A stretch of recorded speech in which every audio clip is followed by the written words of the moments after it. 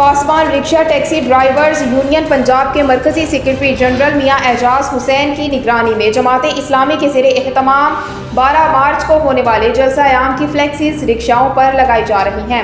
ہمارے نمائندہ خصوصی پاکستان غلام دستگیر کی تفصیلات کے مطابق اس موقع پر میاں اعجاز حسین نے پی سی ورلڈ نیوز سے اپنی گفتگو میں کہا کہ مہنگائی، بے روزگاری اور بد امنی کے خلاف ہونے والے جلسہ عام میں national labour federation division Faisal آباد اور جماعت اسلامی لیبر کے ہزاروں کارکنان کی شرکت ہوگی۔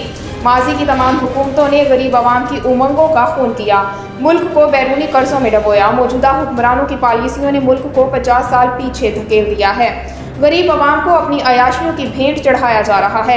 IMF کا حکومت پاکستان سے مطالبہ ہے کہ بجلی اور گیس کے محکمے ان کے سپرد کیے جائیں۔ ملکی سالمیت اور خود مختاری پر سوالیہ نشان ہے۔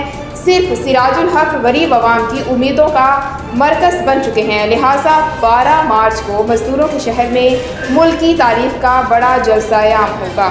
12 مارچ کو مہنگائی، بے روزگاری اور بد امنی کے خلاف ہونے والا جو جماعت اسلامی کا جلسہ ہے دھوبی گھاٹ میں، اس میں انشاءاللہ بھرپور انداز میں جو ہے وہ شریک ہوں گے۔ ہزاروں کی تعداد کے اندر ہمارے کارکنان جو ہیں وہ چناب چوک سے دھوبی گھاٹ کی طرف جو ہے وہ رواں ہوں گے انشاءاللہ 12 تاریخ کو۔